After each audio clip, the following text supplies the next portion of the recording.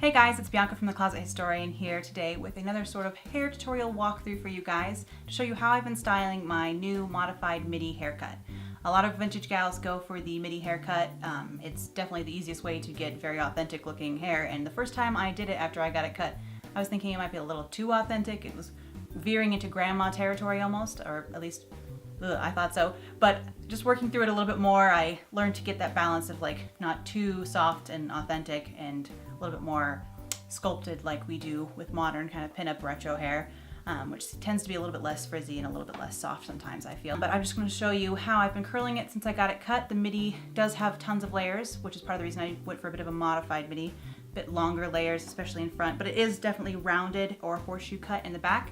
And the longer my hair gets, the more pronounced I think that will be. I was noticing how when I had it in the bob, when I tried to style it 40s or 50s, here it was just a little bit too long and it carried a little bit too boxy of a shape in the front with that many curls. And so I definitely wanted that more rounded, layered shape through the sides to give it that little bit of lift and more round shape naturally because of the cut when it was styled. So I just wanted to show you guys a little walkthrough of how I've been curling it. It just is a little bit different from how I curled my hair in the last hot set video. This time I'm using a 3/4 inch curling iron instead of a 1/2 inch, so it's a little bit bigger barrel.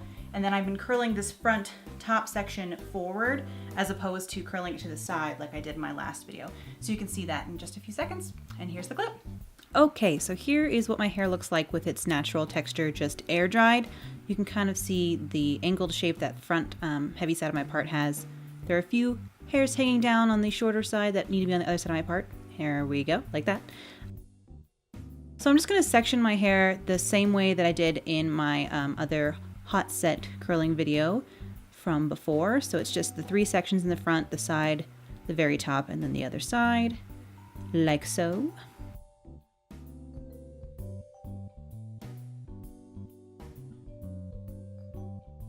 And then for the back, again, I'm separating the crown, sort of the top half of my hair, away in one clip, and then separating the rest of the hair into 2 with a horizontal section, like so.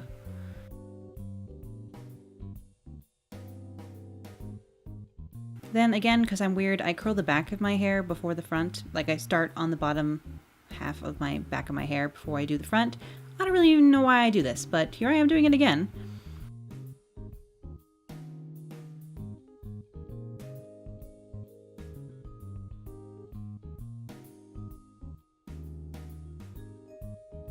And so again, I am just like my last tutorial and set, curling everything facing underneath, but I am rolling everything around my thumb and pinning them down with pin curl clips for every curl in the back, which may seem crazy, but it doesn't actually take very much additional time to do it that way.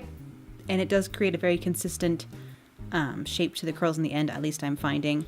I know that if you pin them in alternating directions by horizontal row across your head, you get a different kind of wave pattern, and I'm definitely interested in trying that.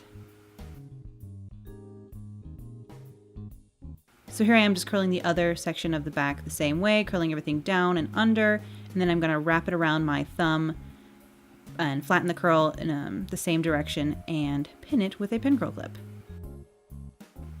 And I will just super fast forward through this because I'm doing the same thing for every little section.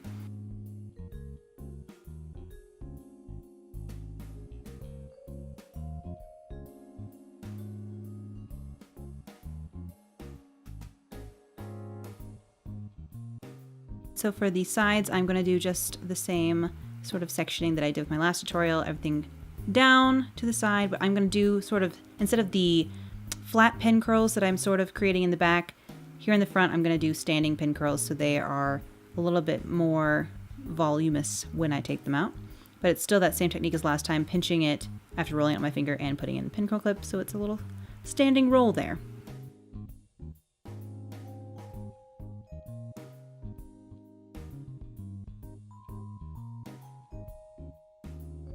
A little bit of spray just to make sure everything sets. Get that front out of the way for now. And do the other side just the same way.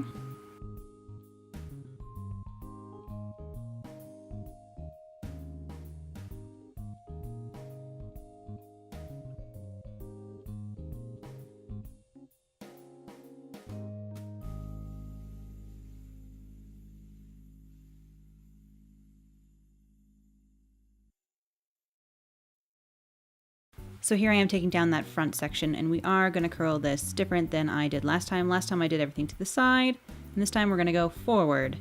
So I split that into 2 sections horizontally, pin the frontmost one out of the way, or try to, and then this little section here I'm going to split into 2 because the length is a little bit different on each side, and just make 2 little rolls. Again, they're going to be standing pin curls, but this time facing forward.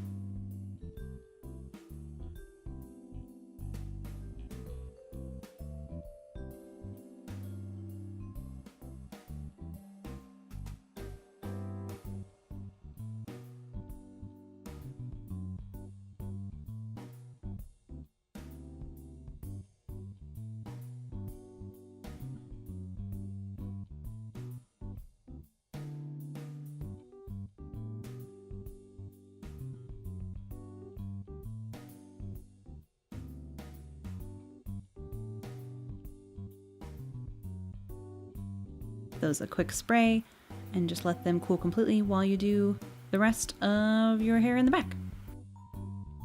I'm separating this main back section into 3 just like I did last time, and again I'm only just going to show you how I do the first section because I do them all the same.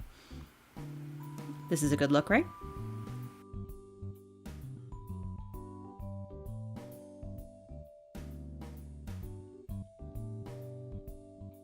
So just taking a little chunk from the bottom of that section and doing the same, curling down, rolling the hot curl around my thumb, and pinning it down in the same direction as those underneath. And I've missed a spot. But it's okay. The heat of the curl will actually grab something that's small and they can all become one in the end.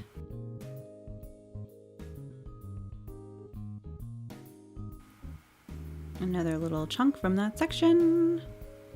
Get the rest out of the way.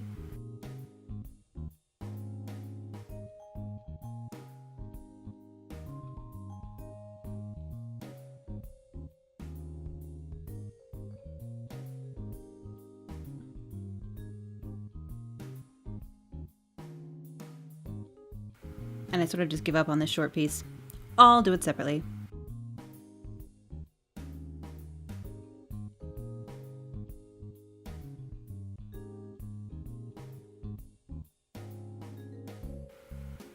And then just do the other sections the same way. After everything is cooled and you are done demonstrating once again which direction the curls go in, geez, you can take out all those pin curl clips and start to run your fingers through your hair.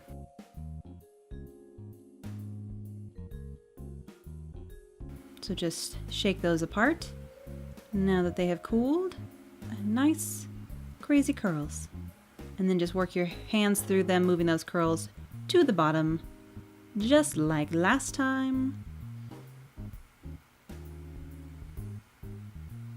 With those layers, and the hair being shorter, it definitely springs up and has more volume on the sides with this, which is nice. And then those top curls, let those loose and start sort of forming those over to the side, tucking away errant curls and flyaways. The back, very, very nape hairs here didn't curl as much as I would have liked. I do use the half-inch curling iron on those hairs closest to the nape of my neck most of the time still, even with my hair being a little bit longer, just because it's hard to get good curl in there with only the 3/4. Spray everything once you like how it's looking, and look at that. It's sort of, 50s fluff going on there.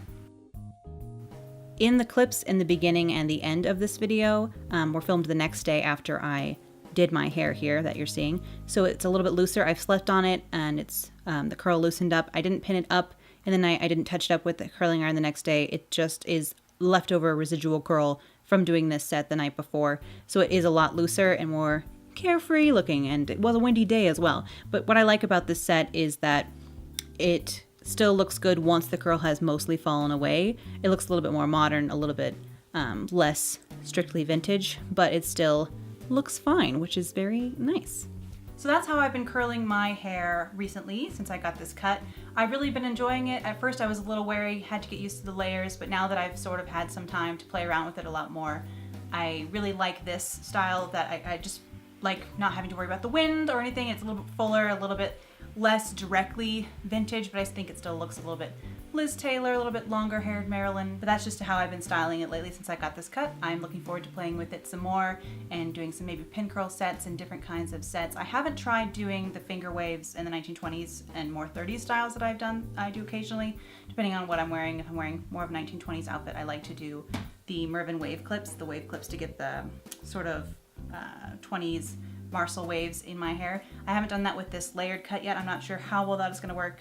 Definitely not as well as the bob haircut works, obviously, because that is much more of a 20s haircut. Hopefully that's going to be my next hair tutorial video for you guys. It's showing you how I use my Mervyn wave clips, because they look a little bit like a torture device, but I promise that they are like your best friend if you want finger waves without having to actually put in very much effort. They're super awesome.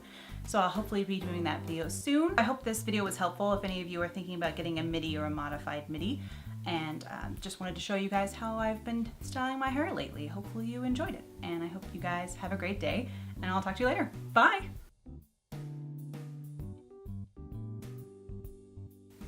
Just filmed for a while without noticing I had lipstick on my teeth. So here I am now, doing it again because we can't have that.